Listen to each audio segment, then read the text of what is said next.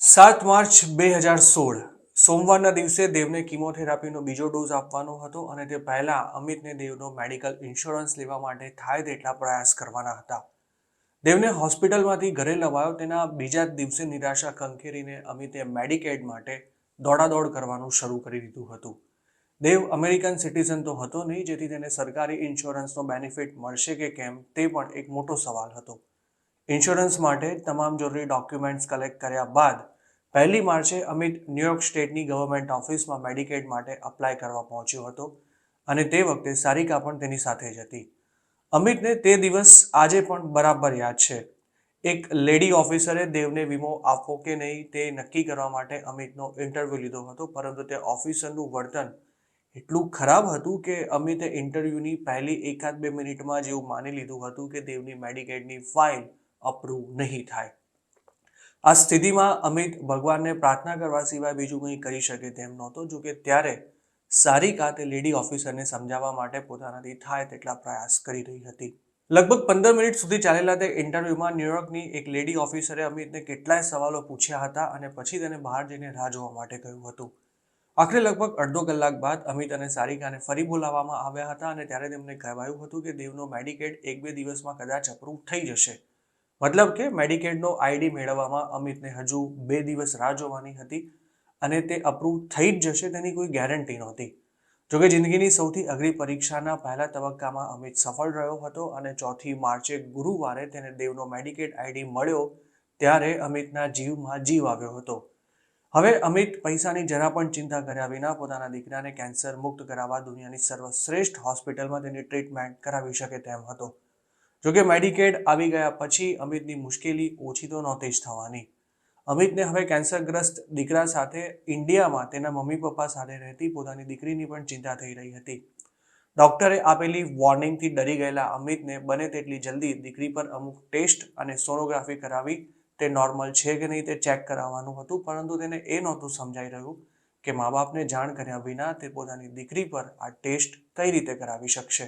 આ કામમાં અમિતને તેના નાના ભાઈએ મોટી મદદ કરી હતી. અમિતની દીકરીનો જન્મ અમેરિકામાં જ થયો હતો અને તે વખતે સુમિતે મહેસાણામાં રહેતા તેના મમ્મી પપ્પાને એવું કહ્યું હતું કે અમિતની દીકરીનો યુએસમાં મેડિકલ ઇન્સ્યોરન્સ લેવાનો હોવાથી તેના કેટલાક ટેસ્ટ કરાવવા પડશે. અમિતના મા બાપને પણ આ વાત તે વખતે થોડી વિચિત્ર તો લાગી હતી, પરંતુ ડોક્ટર દીકરાને વધારે કોઈ સવાલ પૂછ્યા વગર જ તેમણે અમિતની દીકરીના બધા ટેસ્ટ કરાવીને તેના રિપોર્ટ મોકલી આપ્યા હતા. સદનસીબે અમિતની દીકરીના રિપોર્ટ્સ તે સમયે નોર્મલ આવ્યા હતા. બસ આ જ બધી ભાગદોડમાં હવે દેવને કિમોથેરાપીનો બીજો ડોઝ અપાવવાની તારીખ પણ આવી ચૂકી હતી. પહેલા ડોઝની કોઈ સાઇડ ઇફેક્ટ્સ ભાગ્યે જ તેના શરીર પર દેખાઈ રહી હતી, પરંતુ બીજો ડોઝ લીધા પછી કિમોથેરાપી તેની અસર બતાવવાની શરૂ કરવાની હતી. હોસ્પિટલથી આવ્યા બાદ દેવ દેખાઈ તો નોર્મલ જ રહ્યો હતો, પરંતુ તેનું હસવા રમવાનું દિવસે ને દિવસે ઓછું થવા લાગ્યું હતું. અમેરિકા આવ્યા બાદ 1 મિનિટ પણ ઘરની અંદર ન ટકતા દેવને હવે જાણે પથારીમાંથી ઉઠવાનું મન જ નહોતું થતું અને કીમોના બીજા ડોઝ પછી તેની હાલત વધારે લથડવાની હતી. 7 માર્ચ 2016ના દિવસે અમિત અને પાયલ સવારે 10 વાગે જ દેવને લઈને MSK કેન્સર કેર સેન્ટર પર પહોંચી ચૂક્યા હતા. સારિકા અને સુમિત પણ તેમની સાથે જ હતા. જોકે હોસ્પિટલની બિલ્ડિંગ જોતા જ દેવ ડરી ગયો હતો. તેને હોસ્પિટલની અંદર જવું જ નહોતું અને દેવને સંભાળવો અમિત માટે તે વખતે મુશ્કેલ થઈ રહ્યો હતો. તે નાનકડા છોકરાના હાથ પગમાં જાણે તે વખતે અચાનક જોર આવી ગયું હતું અને તેને અમિતના હાથમાંથી નીચે ઉતરીને દોડતા બસ ઘરે જતા રહેવું હતું. દેવને ત્યારે તેના મમ્મી પપ્પા અને કાકા કાકી ખૂબ જ સમજાવી રહ્યા હતા.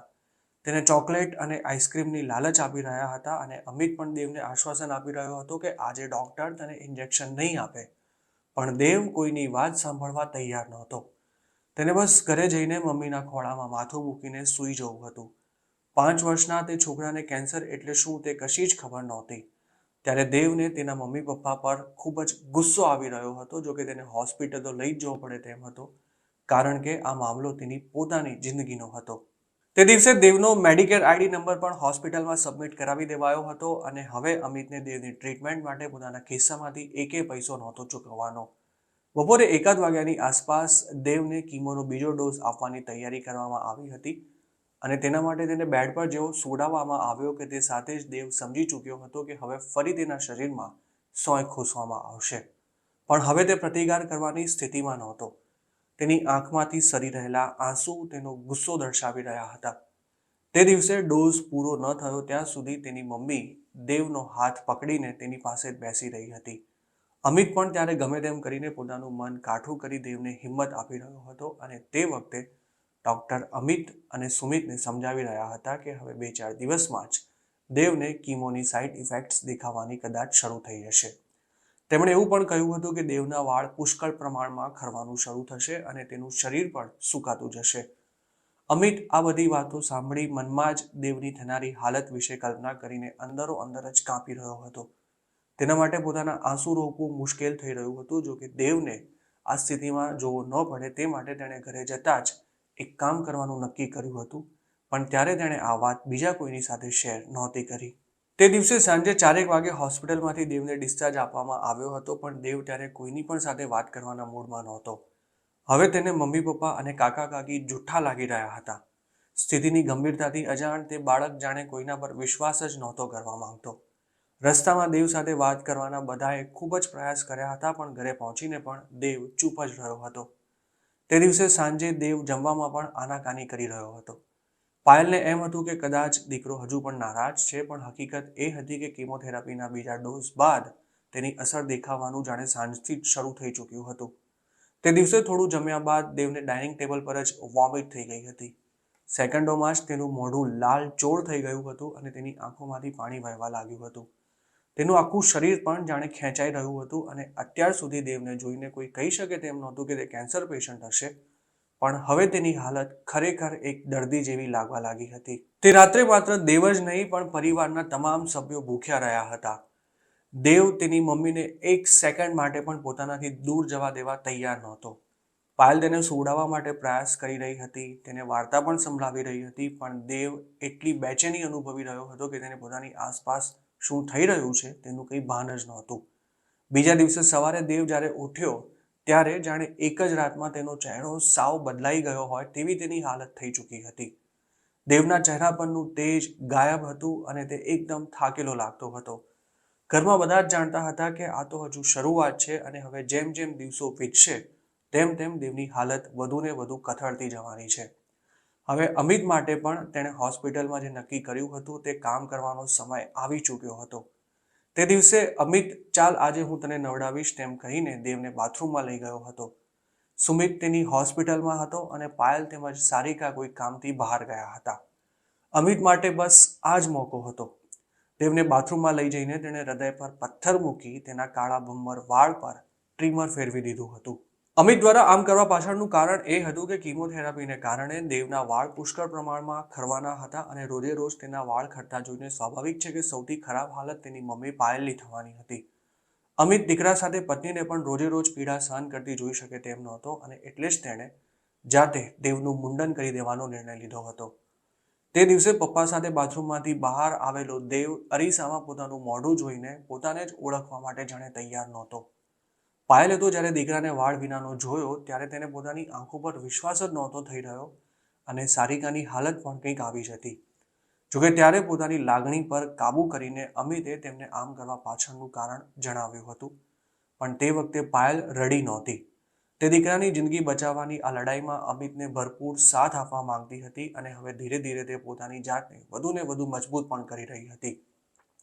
સ્થિતિ એ હતી કે અમિત, પાયલ, સુમિત અને સારિકા પરિસ્થિતિનો સ્વીકાર કરીને તેની સામે લડાઈ લડવા માટે સજ્જ થઈ ચૂક્યા હતા, પણ દેવની હાલત હવે દિવસે ને દિવસે વધુ કફોડી બની રહી હતી. સેકન્ડ ડોઝ લીધા બાદ 3 દિવસમાં દેવ એટલો બધો અશક્ત થઈ ગયો હતો કે તે પથારીમાંથી ઉઠતો જ નહોતો.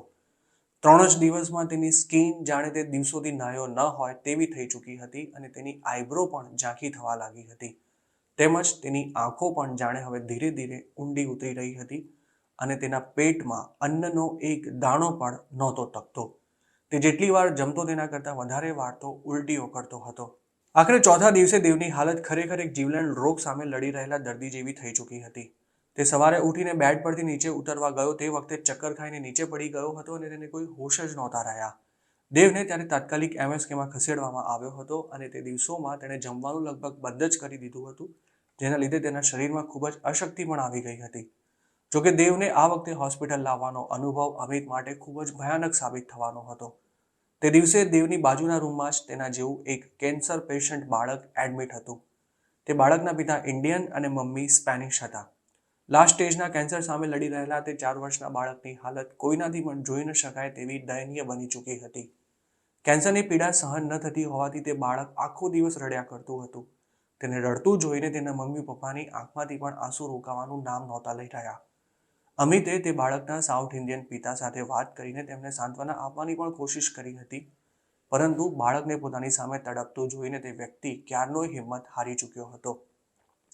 તેમનું બાળક છેલ્લા 6 મહિનાથી કેન્સરથી પીડાઈ રહ્યું હતું અને હવે તેના બચવાની કોઈ આશા નહોતી રહી. રાત પડી ગઈ ત્યારે પણ તે બાળકના રડવાનો અવાજ બંધ નહોતો થઈ રહ્યો. માહોલ કંઈક એવો હતો કે અમિતના મગજમાં પણ ઘણા ભયાનક વિચારો આવી રહ્યા હતા. હોસ્પિટલના બેડ પર સૂઈ રહેલા દેવના ચહેરા પરથી તેની નજર નહોતી હટી રહી. પાયલ પણ ત્યારે સૂઈ ચૂકી હતી અને લગભગ રાત્રે 2 વાગે અમિતને પણ આખરે ઊંઘ આવી હતી. પણ સવારે 5 વાગ્યાની આસપાસ જ બાજુના રૂમમાં થતો કોલાહલ સાંભળીને અમિત અચાનક ઉઠી ગયો હતો.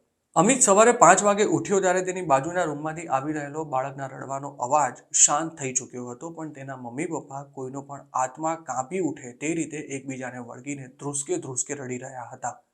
તેમનું કેન્સરગ્રસ્ત બાળક તે વખતે બેડ પર જ હતું, પરંતુ તેને સફેદ ચાદર ઓઢાડી દેવામાં આવી હતી અને તેની નીચે ન જાણે કેટલાય દિવસોથી તડફડી રહેલું તે બાળક જરા પણ હાલ્યા ચાલ્યા વિના એકદમ શાંત થઈને ચીર નિંદ્રામાં પૂરી ચૂક્યું હતું.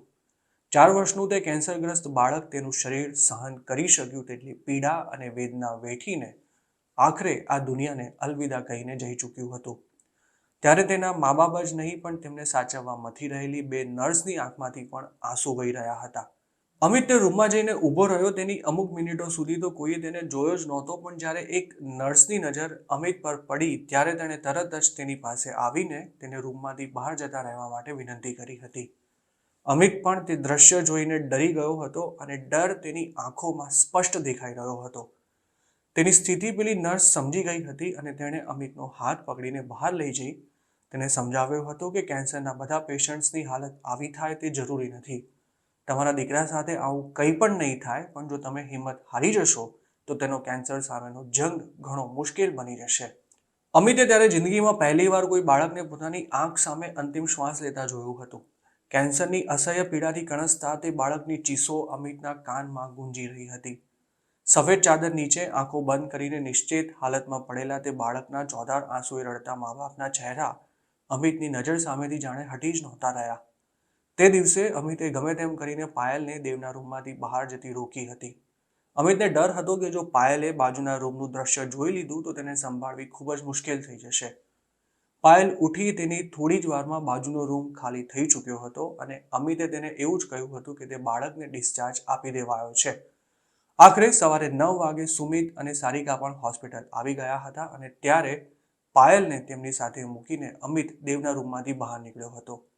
જોકે પોતે ક્યાં જઈ રહ્યો હતો તેનું તેને કંઈ જ ભાન નહોતું. અમિત ત્યારે હોસ્પિટલમાંથી બહાર નીકળીને ચાલતો ચાલતો તેનાથી ઘણે દૂર નીકળી ચૂક્યો હતો. તેની આસપાસથી કેટલાય લોકો પસાર થઈ રહ્યા હતા, પણ ન્યૂયોર્કની ફૂટપાથ પર હજારોની ભીડ વચ્ચે અમિત જાણે પોતે એકલો હોય તેવી લાગણી અનુભવી રહ્યો હતો.